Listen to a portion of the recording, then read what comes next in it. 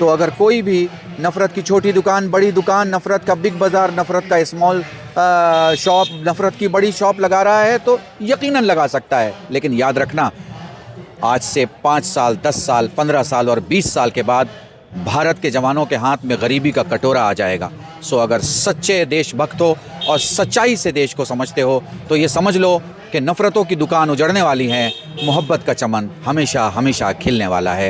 यह हिंदुस्तान है जहां हमेशा मोहब्बत को सलाम किया जाता है। और इस मौके पर मौजूदा हालात पर इस वक्त हमारे साथ बात करने के लिए मौजूद हैं शिया आलिम और मौलाना रुशैद रिजवी साहब। मौलाना कल्बे रुशैद रिजवी साहब, आपका खैर मकदम करता हूँ। सबसे पहले सवाल आपसे करना चाहता हूँ, आज के मौजूदा माहौल को देखते हुए आपको क्या लगता है कि अब क्या जवाब उन्हीं में से आने लगा है जो फ़िरक़ा परस्ती और कम्युनल हेट्रेड की बात करते हैं? मुझे ऐसा लगता है कि अगर हम आज के हालात को देखें और आज जो कुछ हो रहा है दुनिया में देखें तो दुनिया 2 किस्मों में बटी हुई है। एक ताकत को हक़ समझता है और एक हक़ को ताकत समझता है। मुझे लगता है फिर वाकई में वो दौर वापस आ गया है जहाँ सबको beyond the caste, creed, culture, country आपको खड़ा होना पड़ेगा और अपने आप में ये सोचना पड़ेगा कि आप वक्त के जालिम के साथ हैं या मज़लूम के साथ हैं। अगर आप ये महसूस कर रहे हैं कि आप जालिम के साथ नहीं हैं तो मुबारक हो, आप एक अच्छे इंसान हैं। लेकिन जितना भी अच्छा आपका नाम है, अगर आप जालिम के साथ हैं तो माफ़ कीजिएगा, कहीं ना कहीं कोई कमी हो रही है, उस कमी का ख्याल कीजिए।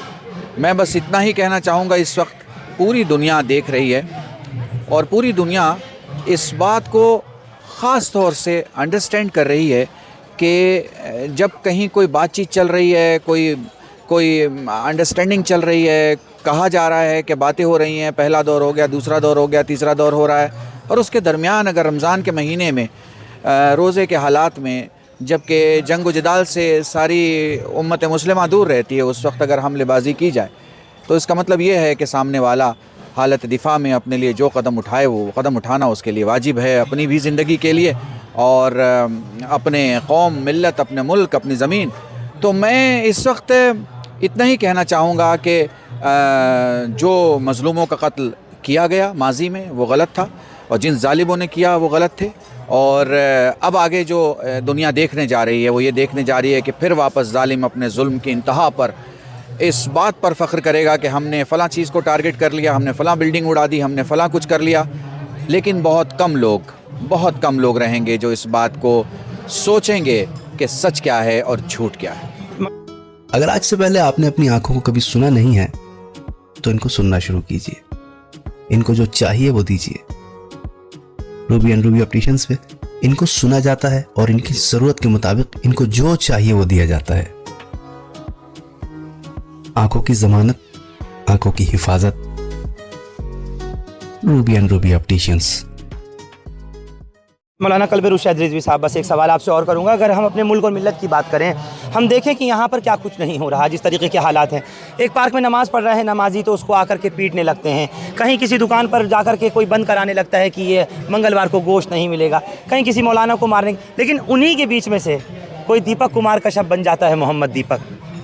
देखिए, बहुत साफ बात है ना, मैं जितना भी तारीफ़ करूं अपने मुल्क की कम है, जितना भी तारीफ़ करूं अपनी ज़मीन की कम है, जितना भी इस मुल्क से, इस मिट्टी से बने हुए आदमी को नफ़रतें आप सिखा दो, 25 साल नफ़रतों के स्कूल में उसे PhD बना दो, मगर मुझे यकीन है कि वो किसी बच्चे की माँ को देखेगा और बच्चे को देखेगा तो वो ममता को समझेगा, अगर किसी मज़लूम के आंखों के आंसू देखेगा तो आंसू को समझेगा। और यही वजह है कि जहां आपको वो लोग दिखाई देते हैं जो नमाजी पर लात से हमला करते हैं, पाँव से हमला करते हैं और उठाते हैं वर्दी पहनने के बावजूद भी, वहीं आपको ऐसा भी आदमी दिखाई देगा जो हिंदू माँ का लाडला है, मगर उसे भी भारत माँ के दूसरे बच्चे अपने ही भाई बहन जैसे दिखाई देते हैं और वो सामने आता है। तो आपको लग रहा है कि अब लोग आईना दिखाने लगे हैं, नफ़रती लोगों को सबक सिखाने लगे हैं खुद ही?